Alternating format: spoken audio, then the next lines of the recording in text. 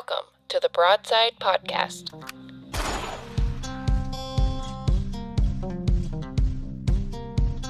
With host, my dad, Andy Elliott. All right, welcome back to the Broadside Podcast. I'm your host, Andy Elliott, and on today's episode, we have our third installment of chatting with commission members from the Department of Fish and Wildlife here in Washington State. We had a good meeting with Chair Baker, Barbara Baker of the Department of Fish and Wildlife. I was joined by a panel of outdoorsmen and women, that being Charles Whitwam, Dane Czarnecki, Gary Strassburg, Marie Neumiller, Will Christison, and Ryan Garrett. I'd like to thank Ryan Garrett for putting this together. He did all the legwork, getting a hold of Chair Baker. And I also want to thank Barbara Baker, Chair Baker, for coming on and giving us the time to answer our questions that we have as outdoorsmen and women here in Washington with our concerns on what's going on with the Department of Fish and Wildlife. So give it a listen. If you'd like to see someone else on here, let me know. And thanks. Once again, start with everybody to introduce themselves. Here on my screen, I got Charles. You're up top left, so we'll just start with you, if that's all right. Yeah, hi. I'm Charlie Whitwam, Chair Baker. We actually spoke, I don't know, maybe a month ago with the other commission or committee, and I'm also the president of Howl for Wildlife. Thanks for coming on. Sure. All right. Thanks, Charles. Ryan, go ahead and introduce yourself. Hi, my name is Ryan.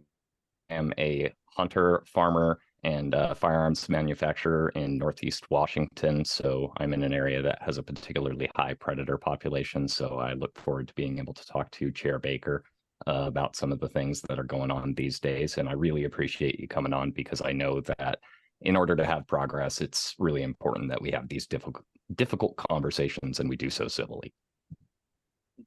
All right, thanks, Ryan. Dane, go ahead and introduce yourself.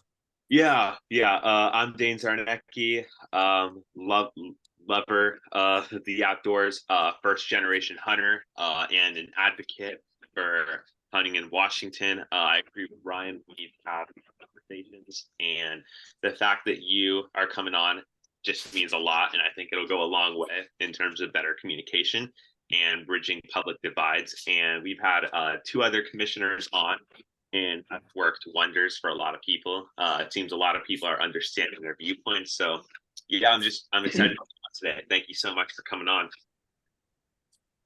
Thanks, Dane. Chair Baker, would you mind introducing yourself for everybody? Hi, I'm Barbara Baker, Chair of the Fish and Wildlife Commission. Thanks. Gary, go ahead and give us an introduction. Hi, Chair Baker. My name is Gary Strassburg. I'm a lifelong resident of Washington State, 55 years. I live up in Whidbey Island, Washington, and I've pretty much hunted and fished all my life. And that's pretty much it. Just want to keep the traditions and the hunting heritage in this state going. Thanks, Gary. And Marie, would you mind introducing yourself? Thank you. I'm Marie Neumiller. I work for the Inland Northwest Wildlife Council in Spokane, Washington. And then in my volunteer time, I'm the state chair for First Hunt Foundation in Washington State. Thank you, Commissioner Baker, for taking time out of your day to meet with us. And thanks everyone for being here. I'm excited for the conversation. Thanks, Marie. And I'm Andy Elliott. I'm a husband, father, owner of a small construction company and a small firearms dealer here in Central Washington. And the host of the Broadside Podcast, where this will be published. And I just too want to thank Chair Baker for giving us some time and coming on here and chatting with everybody. So I guess if we want to get rolling, I don't know if Ryan, if you want to start us off with any questions you have. Yeah, I think we can get started pretty quickly. Chair Baker, again, thanks for coming on. I wanted to just get, for the people who are a little bit less familiar with the commission and the people on it, I just wanted to touch base real quick on what your role was. I think you're the longest serving member at this point. If I'm correct, how long have you been on the commission and how'd you get there? I've been on the commission for 6 years. I'm sort of maybe in the middle of my 7th year. I think I went on in 2016, one of those years. Before that, I worked at the legislature. And if that's what you're asking us for history. Yeah, a little bit, just to kind of get people to understand your background. I was the chief clerk of the House And one of the things that is actually a little laughable now is I had spent many years sitting in caucuses, both Republican and Democrat, listening to people argue about natural resources, and never got past the arguments, and nothing was happening. And I was very interested in it because those are my avocations. That's what I do when I'm not working, is be outside. And so I thought maybe I could get on the Fish and Wildlife Commission and help things settle down a little bit and help people talk to each other, help people understand each other. And that has not been the case, hopefully not because of me, but because things are getting pretty polarized right now. The other thing that I want to say is, if for anybody, and I hope this is an open invitation to anybody, I'm always happy to talk. It doesn't have to be on a podcast. So just make an appointment or call me up, or however you want to get in touch with me. Yeah, you've been pretty good about that. That's actually how you and I got in touch in the first place. I wrote a pretty scathing letter of the WDFW that I'm not going to rehash now, but you really, given what I said in that letter, I was very impressed to get your call. Having said that, let's dive into some tough questions because you're not afraid of those. I really want to talk about the conservation policy draft. It appears that in that process, you had argued that while it's used several times in the guiding documents, it was never defined. In a lot of hunters' view, the definitions set forth are kind of vague, and they read like a laundry list of asks from the anti-hunting side of the aisle. And some of that might just be sentiment from what happened with spring bear. But could you bring us some clarity as to what you're thinking on what conservation is to you? And is it the commission's place to define that? Well, first off, the hunters aren't the only persons who have problems with that definition. The document, I feel like I'm repeating myself, but I'm talking to different people, so maybe I'm not. It's been in different stages of progress for a long time, a couple of years. And we keep going back and forth. It's gotten long, it's gotten short. People have said, what is it for?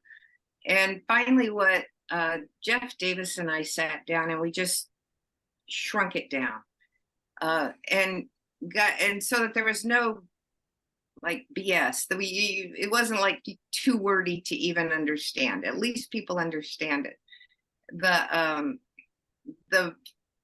There are 2 or 3 pieces of that document that nobody likes, and we are going to hear about that at the meeting on Thursday. I think the Big Tent Committee will hear about the responses to it.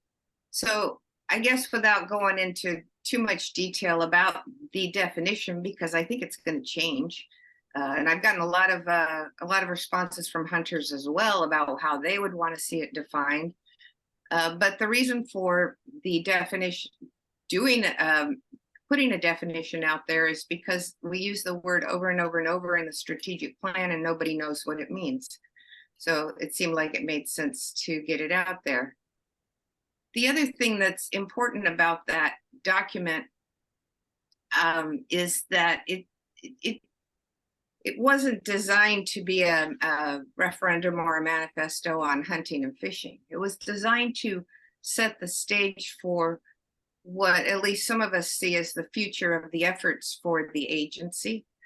The agency is always going to manage responsible hunting and fishing. And I know real well that there's tons of concern and paranoia and worry that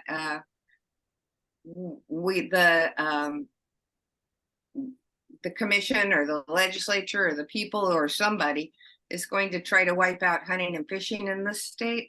And that's not going to happen. I am real sure. Talked to Marie's group a few weeks ago, maybe a couple months ago, and made the same comment. But we need to expand our portfolio. We need to expand what we do to set some sideboards and some policy around what I believe is much more important, and that is that that we have to put a lot of time, effort, money, partnerships into even upping the conservation work that we're doing even more. We have to work on habitat. We have to accept that we are in a changing time in this, well, state, country, world, and that we need to focus real heavily on conservation and keeping what we got, so that everybody, hunters, bird watchers, whomever, have the opportunity to use their to use the land if they need or want to, but also just so that the land will be there for our kids and grandkids. And I'm starting to worry about that. Yeah, I think we all do. Can I ask who else has an issue with the definition? You said it wasn't just hunters. Now, if you listen in on, we have well over 1,000 comments now. So I don't think anybody thinks the definition is perfect. You've heard Kelly, the director, say that he doesn't understand a couple of what the words in the definition mean. That doesn't do any good if you have a definition and you don't understand the words in it. So you can put the agency in there. I don't know exactly what the tribe's concerns are yet, but we're having a meeting with them sometime soon. I can't recite the specifics without pawing through a whole bunch of paper, but that definition will likely be edited. But you know what, along with the paper, along with the conservation plan, this is sort of important to me, and it's not anything that I expect you guys to necessarily agree with, but maybe you do.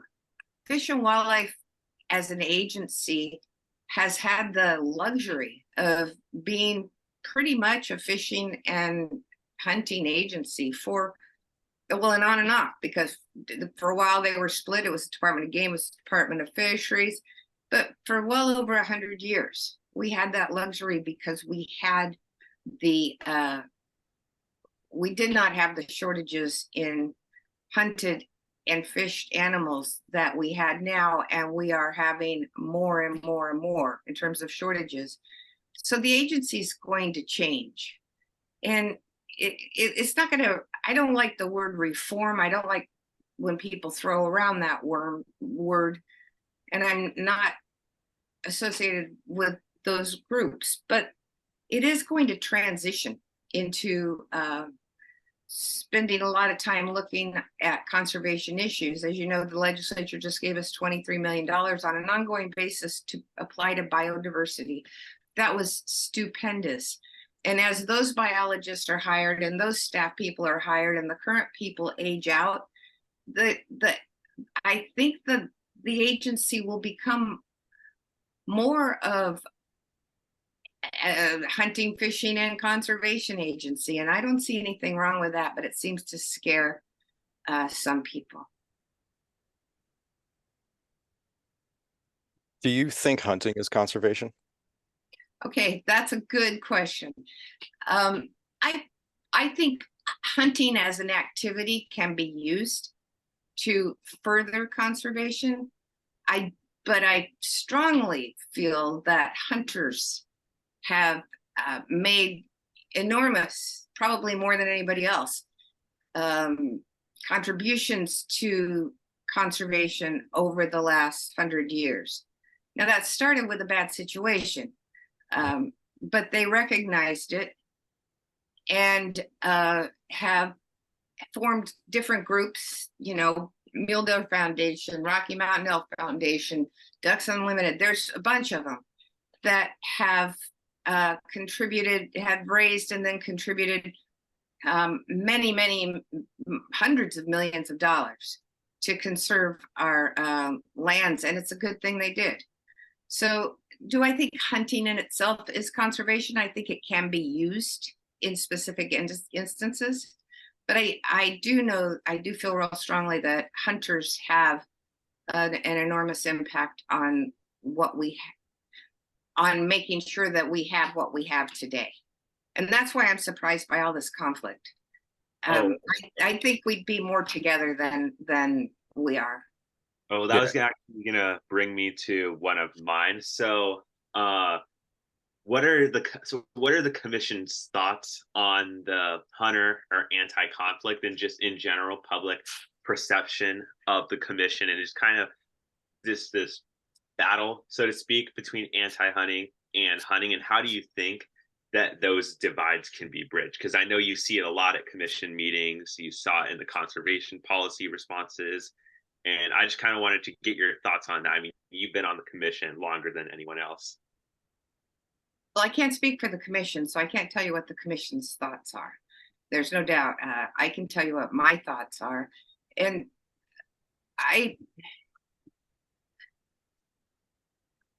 that's what I don't agree with, is that I don't agree that the commission is anti-hunting.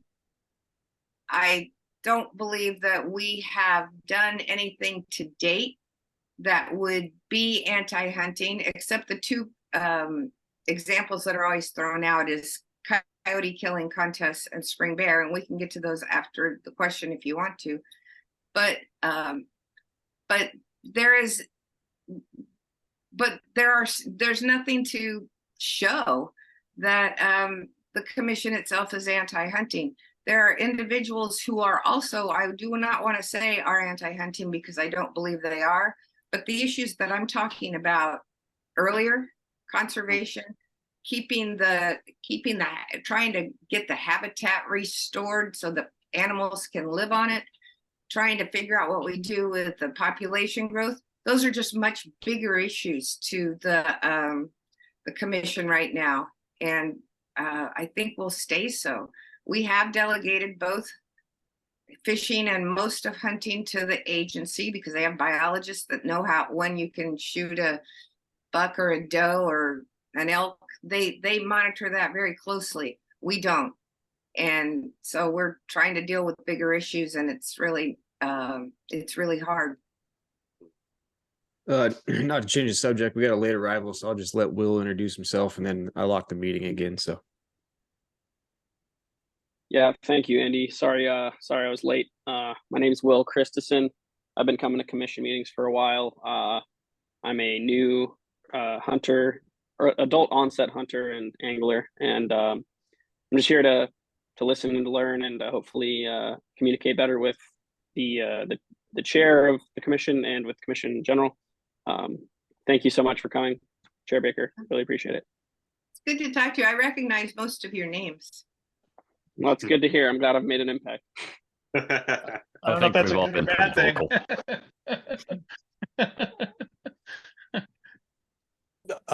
Chair Baker, in my question about his hunting conservation, it's an overly simplified statement, and I understand what you're getting at there. But I kind of want to rewind because when we spoke before, and also some other commissioners have, it seems like they're surprised at the distrust, so they're not sure where it's coming from. I'd like to tackle a couple of those issues just so you understand, like maybe why we feel the way we feel, and why there might be some distrust, and why we might say or we might feel like, there's some anti-hunting sentiment. And it's a large range of things, but we could start with the groups, some of the groups that are supporting a lot of what the commission is doing. I think we feel like a lot of them are anti-hunting, and it seems like a lot of what's being said through the commission, through the draft conservation policy, is aligned with what they're saying on their websites, and it's aligned with their rewilding initiative, which is they want to go to all 50 states and do this. They want reform commissioners. That's out of their website. They constantly, and recently, one of the groups just posted a study that basically said sportsmen don't pay for conservation. And what I mean by by that is the dollars and how much of those dollars come into the departments and to restoration. And that's through fishing tags, hunting tags, PR dollars, and Dingle Johnson. And, Washington alone, I just looked it up on the Fish and Wildlife site, over the last year, it's over $91 million from fishing tags, hunting tags, and that's in-state and out-of-state. PR dollars, that's like 22 million. Dingle Johnson is 41 million. That's a lot of money.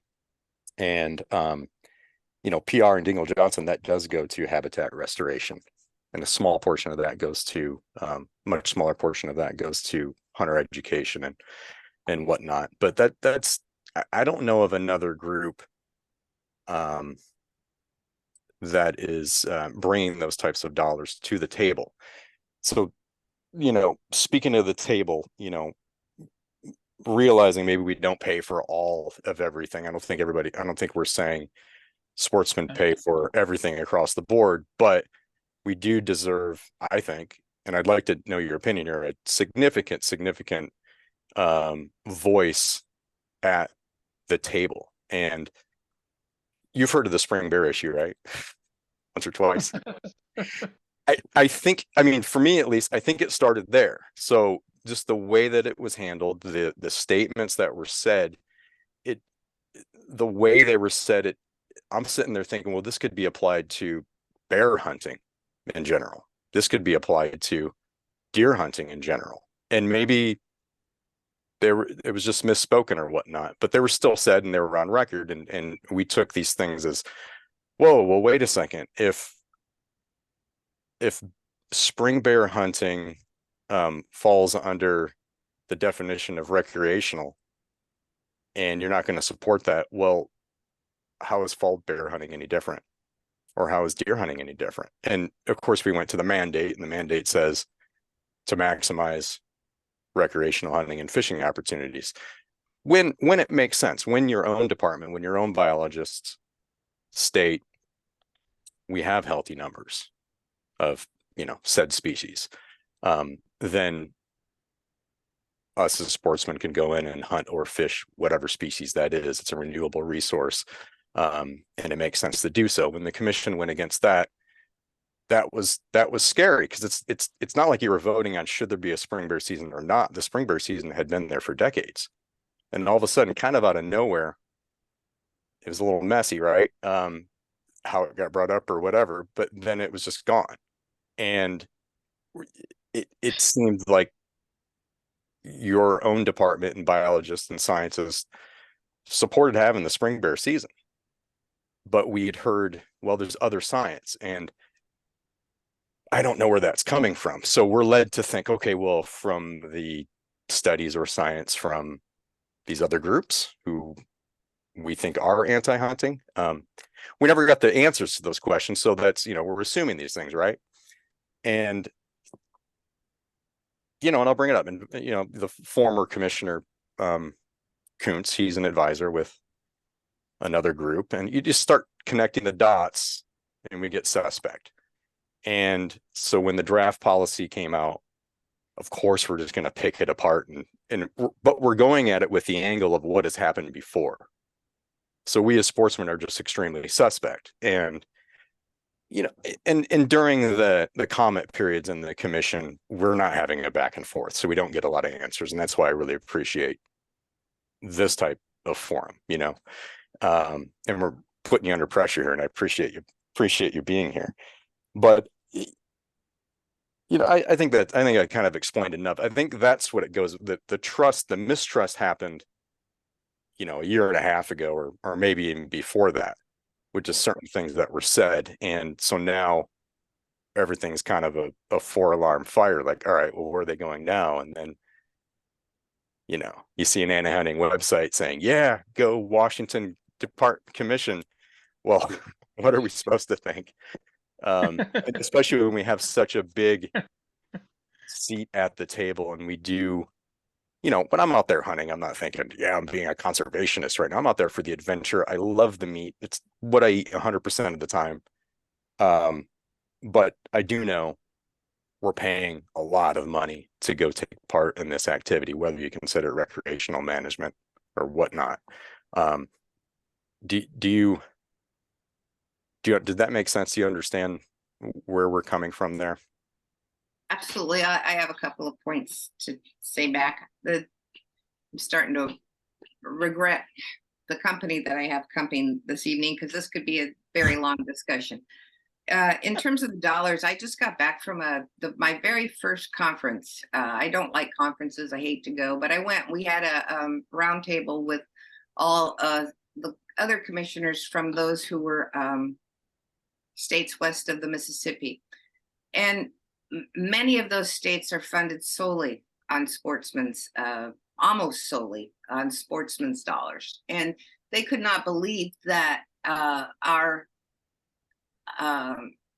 that we have been able to generate as much general fund money as we have in this state. And that is a thing that requires trust, which we'll get back to in a second.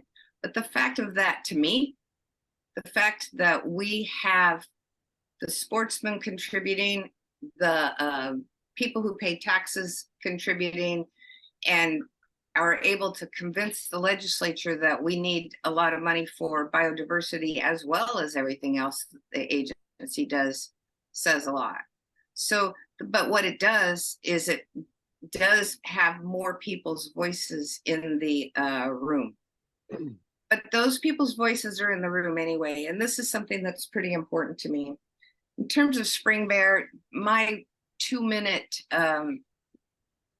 recap on that is that you're right. The spring bear hunting season had been around for a long time. It was established in the department in sorry, that's my timer. Hold on just a second. Like I said, company coming. Got something in the oven. Yeah, I did. I'm going to be terrible. It was established in this state in 1973, and it was established as a very, very prescriptive little hunting season for 16 timber companies on the west side of the state. And this guy named Andy Polker wrote a book, and you guys probably know about it. But he wrote a book that said, if we're gonna pay professional hunters to go out there and deal with bears that are peeling trees, why don't we let our recreational hunters do that? Well, that made a lot of sense, and that's what they did. And so that season was established. It was extremely carefully monitored, and it was also unpopular publicly even then. And if you read the status reports and all the stuff from the 70s and 80s, they're paying attention to that. The agency is public opinion. So here we come along. Okay, so then what happened is in about 95, there was a couple of big initiatives. In our state, hound hunting was voted by the people to be illegal, as well as some trapping and baiting stuff in there. In Colorado, what they did in the same year was abolish spring bear.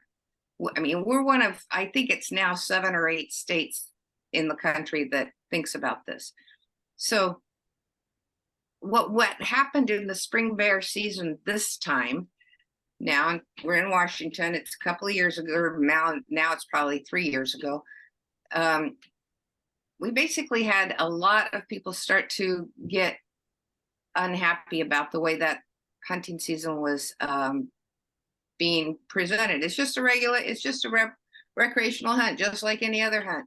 And to use your analogy, you're right.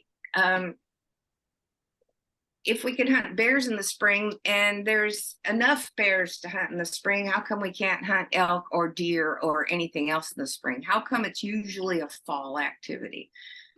And that's something that was bothering a bunch of people, especially since there was a lot of public saying, we don't want to hunt bears in the spring. Initially, it was because of orphaned cubs. Then that kind of dwindled off for a while, and then it went to other things. But the fact is, there is a strong sentiment in this state that bears, really nothing except turkeys and leftover cougars, should be hunted in the spring.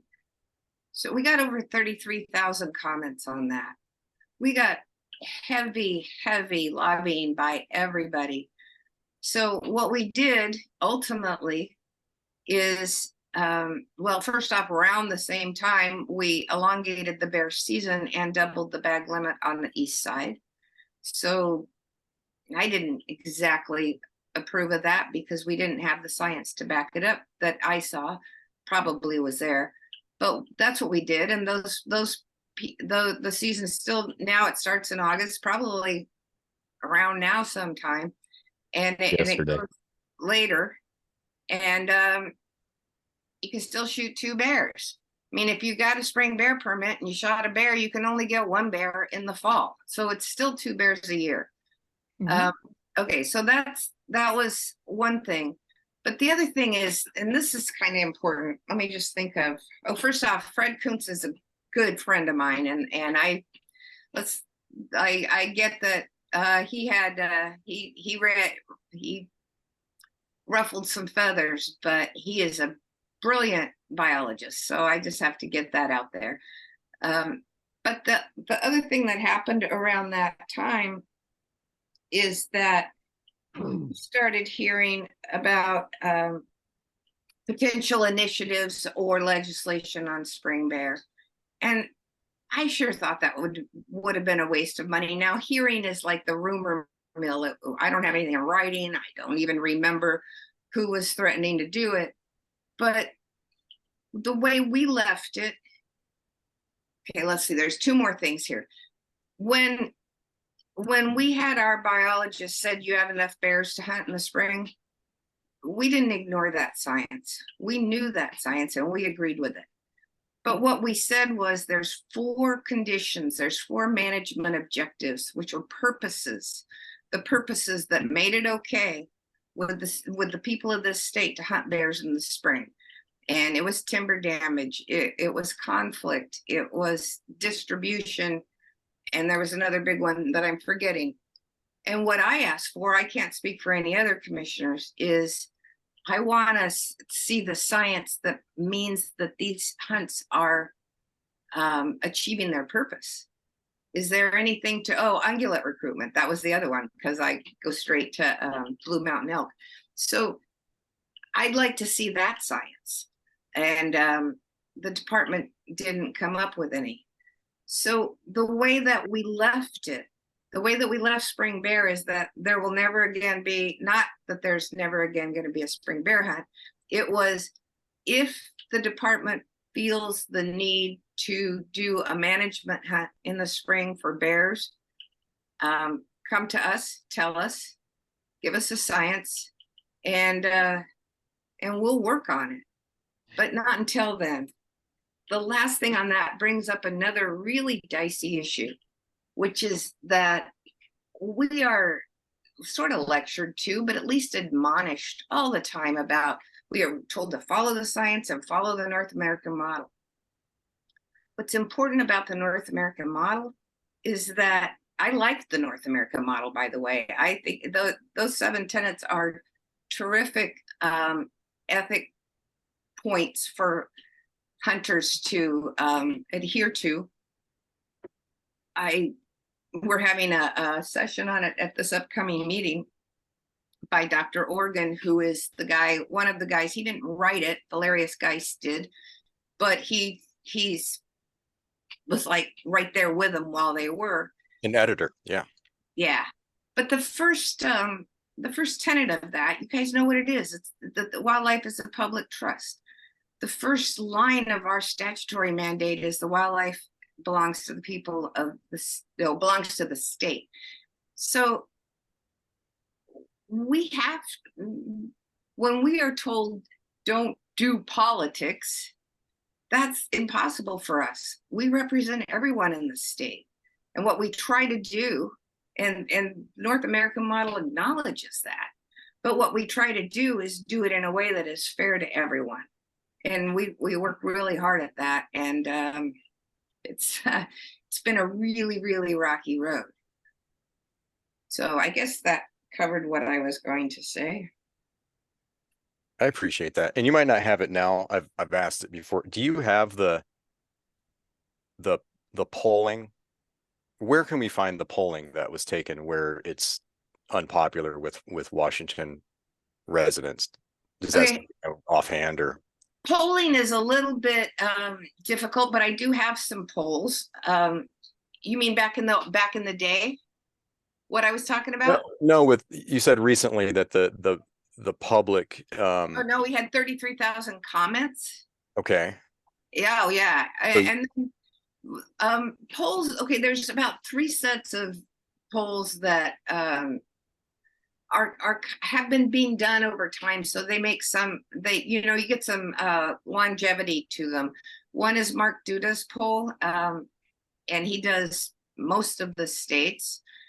Last year our state had him do both a hunter poll and a general population poll, so that could be Eric Nelson or Eric Gardner would have that. CSU does a poll of a public opinion on wildlife. CSU, that's Colorado State University, and that's where you hear the terms mutualist and traditionalist, that kind of thing. And they've been doing those for years, and so those are available through CSU. Eric would also know how to get those for you. And I'm trying to think. Well, those are between those polls and the comments we've received, which were direct response to the question. I think that's where the authority for my answer comes from. So there was 33,000 comments that came into the commission that were against spring bear. No, 33,000 and probably more than that, because I stopped counting altogether. Some of them were for it, some of them were against it, but a large proportion of the people who took the time to comment didn't want that hunt to proceed. That's what I wanted, and that's what a lot of that was based on, at least from your point of view. Okay. Yeah, there's plenty of if you go back to those hearings or those meetings that we had, those comments and all that were summarized by staff. But the interesting thing is that what I say responsible hunting and fishing is supported almost, I mean, even in odd states like ours, which has a very sort of divided citizenry, it's supported 70%, 70. It's very supported. States like California, same thing. I think that Charles, you're from California, aren't you? I'm from Michigan. Oh no, I guess I was talking about the guy who's the president of Howl. Yeah, that's me. I'm from Michigan, but yeah, I'm in California. Yeah. Well, it's the same deal. I didn't mean where you're from. I'm from Texas, but that doesn't really mean much. I'm just joking. Cute. Okay, so we've got 22 minutes left. I don't know if I answered that well enough for you, but so going on to when you say like those 33,000 comments, I know I was one of them. I mean, I sent in quite a few comments myself. But so when you take the weight of all those comments against spring bear, and then the probably minuscule, I guess, for me personally, when spring bear went away, it affected me personally because that's an opportunity where as we go back to what Charles was saying, when you think that hunters have, more to lose, more to, I guess, a seat at the table, a voice at the table, whatever. But some person sitting in an apartment complex in downtown Seattle that will never go outside, but just has this mindset that I don't like hunting and I don't like spring bear hunting, and they get a lot of information that's misinformation, I believe.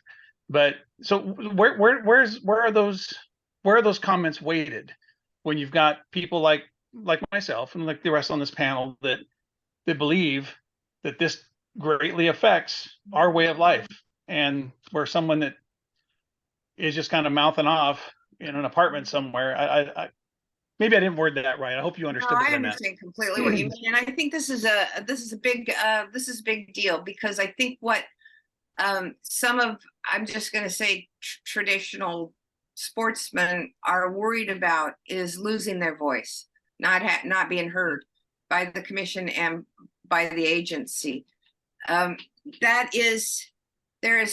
So first off, now I'm nervous about the 33,000 comments. That's the number that sticks in my head, and it's probably cumulative. We'll take it as an approximate. It's fine. Absolutely. We get that with We statistics. know what, It's we okay. know what you mean. We got a lot of very good comment from sportsmen, and I don't know the majority or the minority. There was like one comment, I think it was a bot, was repeated exactly 500 times. So you can't anymore in this world really figure that out.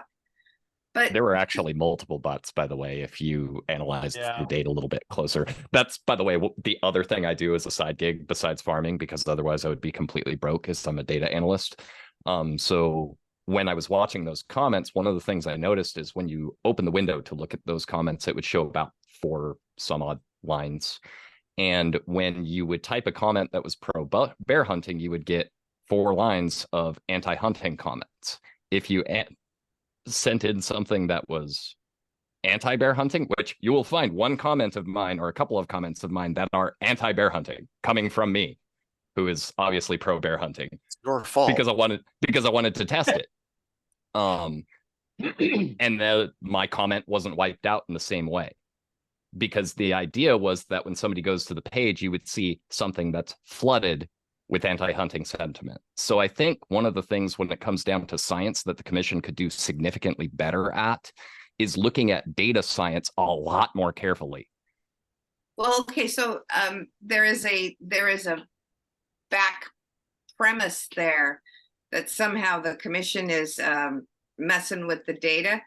And no, I'm not saying that the commission's messing with the data. I'm saying that people who are in the anti-hunting side are very willing to set up bot programs to do that. And frankly, us folks are not usually as technically competent to do that. Well, we have asked, so I want to hang on to the voice in the room for a minute, but okay. We as a commission have asked Nate Pamplin, who is our new external affairs guy, but he's also been our policy director. He sort of runs the budget and policy group, and he is a very strong hunter. But we have asked him to start looking at this, because we don't know what's real and what's not anymore. Nobody does in this whole world, as far as I'm concerned.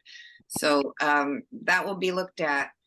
But the thing about the voice in the room is that I believe the issues that are affecting our state, and I'll just leave it there, are serious enough that we need to listen to all the voices. I think that we need to listen to all the voices, but I also don't think that, at least from everything I've read, that all the voices as far as hunting goes are in any way opposed. I think that hunting is supported. I don't think you can eat meat or fish like me and be anti-hunting. I agree 100% with that. Now, I go to Alaska. My daughter and son-in-law live in Alaska, and they, like you, don't eat anything but game meat or fish. So there's a lot of people that not only do they like to go out and hunt, but it's cheaper than buying meat for a big family in the store.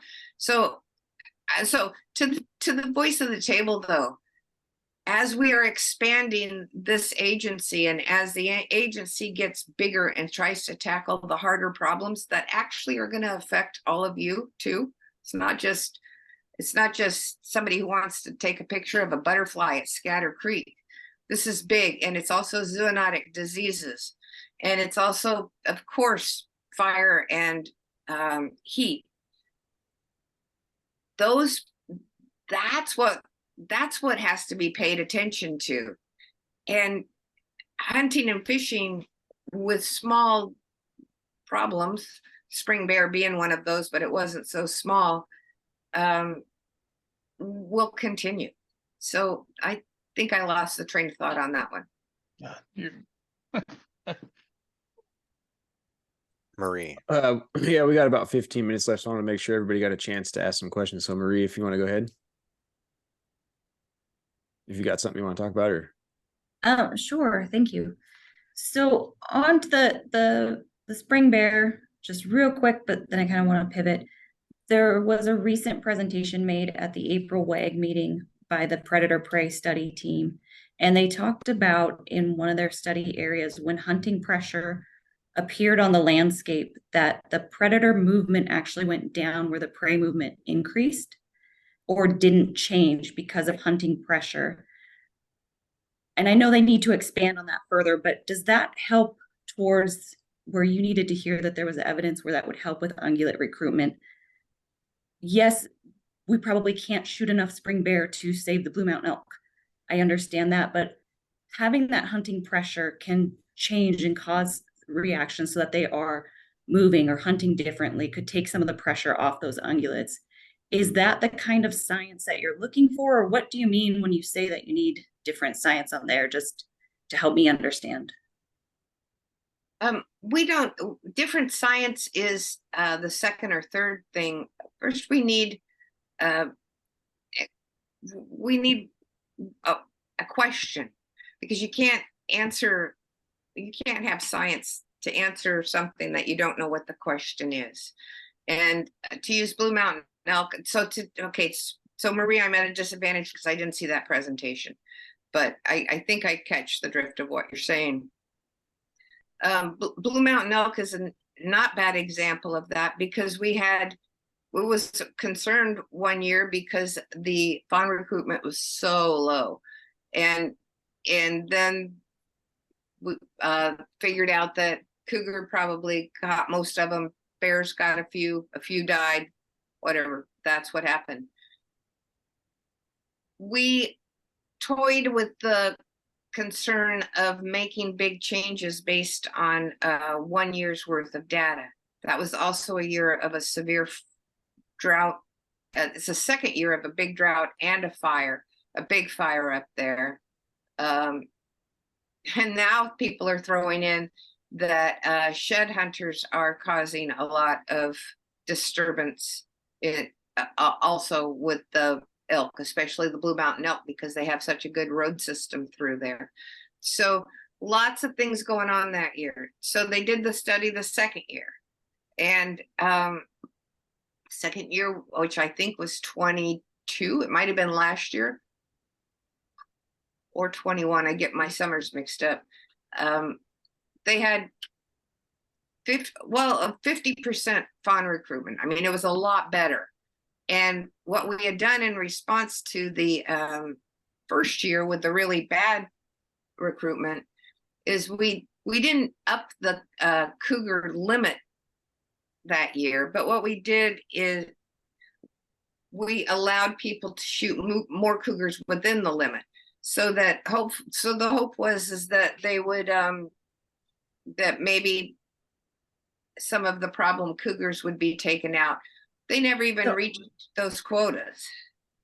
So are you saying with those tags increase that we saw improved fawn recruitment then, or? No, or did I misunderstand what you said? We did see improved fawn recruitment, but we also didn't have flood or fire, and we didn't have drought that year. And so what I'm saying is that I don't think you can draw conclusions from 1 year's worth of data. Now, so then the hunters come to us and they say, we can't kill a cougar without a hound. We've got to go hound hunting. And we try to explain, that's not us. We can't do that. We can do hound hunting in specific damage cases, like if cougar attacks a kid or something, but that's it. I'm telling you guys stuff you all know, but we don't have the authority to allow hound hunting. And so that's really good for us, because if we did, that's all we'd be hearing about. No. So, and thank you. I just wanted a little bit of clarification on a couple of those science questions, because it feels so open-ended, so it's hard for us to understand exactly what's being looked for there. So, and I know this is a topic we've gone over quite a bit.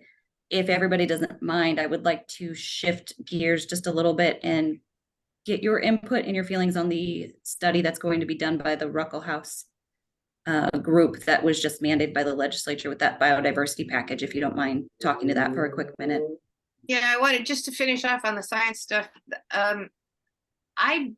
we have gotten accused and pounded on by not following the science and not respecting our biologists. So I just want to say for the record, I think Fish and Wildlife has some of the best biologists ever. I guess I haven't met all that many biologists, but those guys are really good. And especially get to the boots on the ground people that you probably know. On wolves, cougars, and bears, we have statewide specialists, and they've been studying this stuff forever. Then we have like our new commissioner, Woody Myers. He studied elk in the Blue Mountains for 40 years. So we've got a lot of scientists. Okay, so we'll go to the proviso. The proviso was a surprise to all of us, or at least a surprise to everybody I know. We did not expect that to make it in the budget. What it does for anybody who doesn't know is basically give $300,000 to the Ruckels House Center to examine a few things. I don't have them at the top of my mind, but essentially it is whether we can achieve our mandate, so whether the mandate needs to change. And there was another one. Well, I'll figure it out in a minute. So what do I think about that? I was ambivalent about it when it went into the budget. I would have rather spent that $300,000 on fixing some riparian zone somewhere. But if legislators have questions, I think that it is getting pretty hard to address the needs of everyone who wants to be heard when there are conflicting interpretations of what the mandate is. And all of that's happening on the side while you're trying to address a problem. And this is what I've been saying for at least for a year, is what's happening now is we are doing something. Let's just say the conservation policy. We're trying to do a conservation policy. And we purposely left everybody out of it with the intention of bringing them back in. But let's focus on the policy and what we need to do on conservation. Well, the whole fight hasn't been about that. It's been about who should we listen to. The fight takes a right turn. I'm a hunter, and I have this is part of my heritage, and I'm a environmentalist, and I don't think anybody should kill little animals. And then the big one, which we definitely have to get back in there, are the tribes, which are the sovereign co-managers. So we've got all this stuff going on, but what it is jockeying in the background when we really need to be all together. And I don't think of us as like holding hands in a circle or anything, but I think a little bit of like the WAG has come a long way in this. We really need to coexist, not only as animals, but as people, trying to figure out what the problems are, what the science needs to be applied, and what the results should be. And we all understand that results are only good for until they're overturned. So do I have a big problem? I think the other part of that Ruckels House budget proviso had to do with the commission and whether we should be a commission or a cabinet agency. And I'm not sure. I think that was sort of behind one of the questions, and then they're supposed to make some recommendations. I gotta say, nobody's called me about this, but the way things are going right now for me, and as hard as it is getting for us to get anything done, and we are always getting sued, and I think it makes more sense to have Fish and Wildlife be a cabinet agency. But I change my mind on that every week, so stay tuned. Hey, sorry, I just wanted to chime in. I'm going to be very brief on it, but I have it pulled up right here. One of the other concerns of it was outreach and involvement of Washington citizens who have been historically excluded from WDFW decisions, including non-consumptive users. And it also talked about as well influence on WDFW from special interest groups. And I think I speak for myself here. Maybe maybe I speak for a few other hunters, but a big concern of a lot of people with this study was the ones who snuck it in. And there was some talk going around that Wildlife First, they're a pretty controversial group among hunters, and there was talk that they snuck it in, and that was something that rang kind of a lot of alarm bells for a lot of hunters. But I appreciate you clarifying that for us, so thank you. With just kind of what more I don't think I clarified anything, but I appreciate. I learned a bit. I learned a bit from it, so thank you. Well, the thing is it's a conversation that has to be had, I think, at some level. I agree. And I think that the conversation is going to get amplified over the next 20 years. And I'd like to see, I'd like to see the interests represented civilly, not saying the same thing and necessarily in agreeing with each other, but, not spending all of, not fighting with us so much. And I'm not just poking at hunters. It would be nice to have, because I don't think you guys have really anything to worry about, except there will be some changes. There's going to be changes about the way, it's just like the enchantments. I used to go to the enchantments every year. I could no more get a permit to go up there now. I'd have to, it's just too many people want to do stuff. And in our state, too many people we have 3 elk hunters for every elk. An interesting thing for me, though, just so at this conference, states like Colorado and Utah were talking about how much money they make from out-of-state hunters. And, they just have exorbitant tags and that sort of thing. And so I was texting the head of the licensing. Oh man, they were saying that 25 or 30% of their hunting activity in their state was out of state. And I'm thinking that's weird. So I texted our guy and said, how many hunters, out of state hunters are here in Washington? And it was 4.3%. I mean, we don't have a lot of people coming here to hunt. So 30 years ago we did. Trust me, 25, 30 years ago, this was a destination to come hunt. And so the question is, why? I mean, I assume your assumption is that the game isn't here to hunt. No, you're right. Well, and then there's going to be different reasons than just ungulates. I mean, and than just carnivores.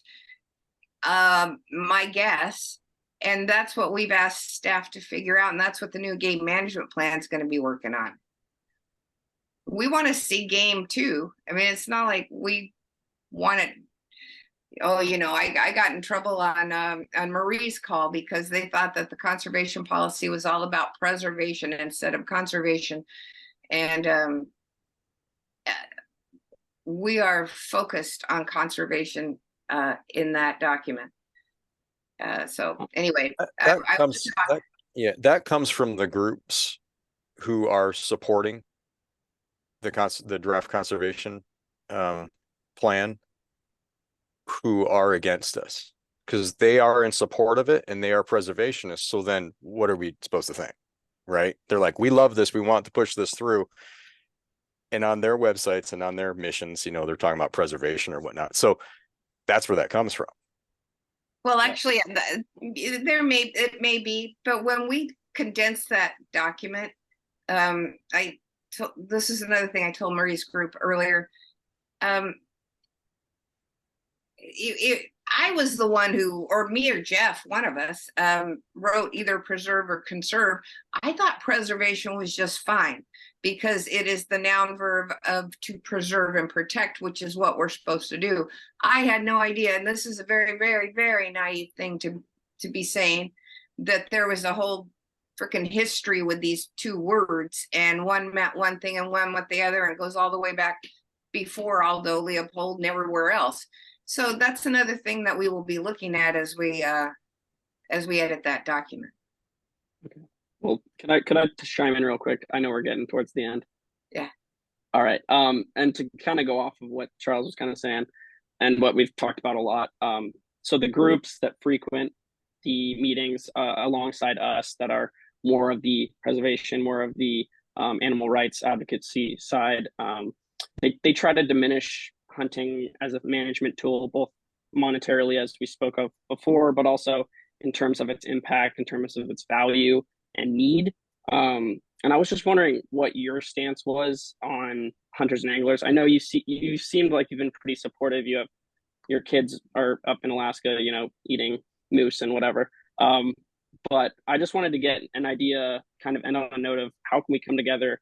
Do you have views on both sides? Do you have anything that resonates on their side of the aisle as well as our side of the aisle? Just where do you stand personally on that topic of value? I think everybody's voice has value. That's the easy thing to say. I've been trying to gin up public support for what's important to me, which is the conservation end of things, the habitat, the riparian, the dams. I'm not sure about the dams, but focusing on getting those species of greatest conservation need plans dealt with. So that has required listening to all citizens, not just hunters, and getting support and getting trust back. I don't know if you guys realize, but 6 or 7 years ago, the department was $40 or $50 million in the hole, and it was hard. We had not a lot good happening. We had a Republican senator make us do a zero-based budget. So we needed to rebuild, and we needed to rebuild trust. So the thing that, in terms of me personally, there's been a ton of people doing a ton of work on that, but it was me who decided to take on the issue of coyote killing contests, because those things just aren't very popular, and we had people who wanted to get rid of them. Now you can still kill coyotes, but you just can't gamble and have a picnic around it. You can't have prizes. So we did that, and then we did a strategic plan that is real heavy. It's heavy on conservation and acknowledges all the things you guys are looking at, the contributions of hunting and hunters. And then we took on spring bear. And frankly, when I think of how much work it's been, I'm not sure if it was worth it. But we mobilized a lot of people to care about the environment. And usually when you have something as important as the environment, you want a whole bunch of people to care about it, including all these different factions. So that's so when somebody tells me I shouldn't be political, I don't agree with that. This is where we live. We live in a democracy, and we have people voting on stuff at the legislature, and a budget reflects our values. So I think that I know there's a concern that there can be a tyranny of the majority, and the majority can wipe out something that the minority really wants. And I know that hunters are in a minority, but I don't think you guys understand, or at least not internalize, that that you do have public support for the basic activity that you like to do. Yeah, no, I appreciate that. And I just was more talking about how you view the value of what we do for our passion and its usage and its value to wildlife and to conservation. Just as long as you're on our side in terms of that, what we do is important. The majority doesn't matter, because that's I believe true to us. So as long as you can see the value in that, I don't have an issue with you at all. Ms. Baker, you've been great. Thank you. Well, I see a value. I guess I was right there with you till you said you're on our side. I'm on the side of what we don't like to say, the resource. Sure. I don't take sides, and I'm on the side of I don't think we have any time left. And I know I sound like an extremist, but world's in a world of hurt right now, and this summer is just putting an exclamation point at the end of that sentence. So I think it's beautiful outside. I'm looking outside. Oh, there's a lot of water out there, but that's where my priorities are. And I got to say, it's frustrating to have, to have to keep fighting and keep pushing and keep trying to get everybody together. But perhaps it'll work out. If the department showed you a management reason for, timber damage and all that, would you support a spring bear season? I don't know I'm not going to if I said yes to that, we'd get 16. Come on, say it. Tomorrow. So I don't know. The spring bear became a cause, and it became a cause for everybody that outlived or outshone its effect. If there's an animal, and we left it at bears, if there's a reason that we need to do something other than we have conflict specialists that go on and take out bears, but if we need to do something with a set of bears and we can use recreational hunters and they tell us about it and they tell us why, we would sure consider it. It would have to depend on the circumstances, but I don't want to do a flip-flop back and forth. We win, you win, we win, you win, when that's just taking up our time. I think at this next meeting, we have at least 1 or 2 petitions on spring bear and a couple on cougars, including one that asks us to let him hound hunt, or maybe he withdrew that one. So it's just taken up a bunch of time. If there's a bona fide reason to do it, we've left the door open with the agency. All right, I'm going to jump in here. Chair Baker, we're at your time limit. Yeah, you are. I just wanted to say, my company is going to come in just a minute.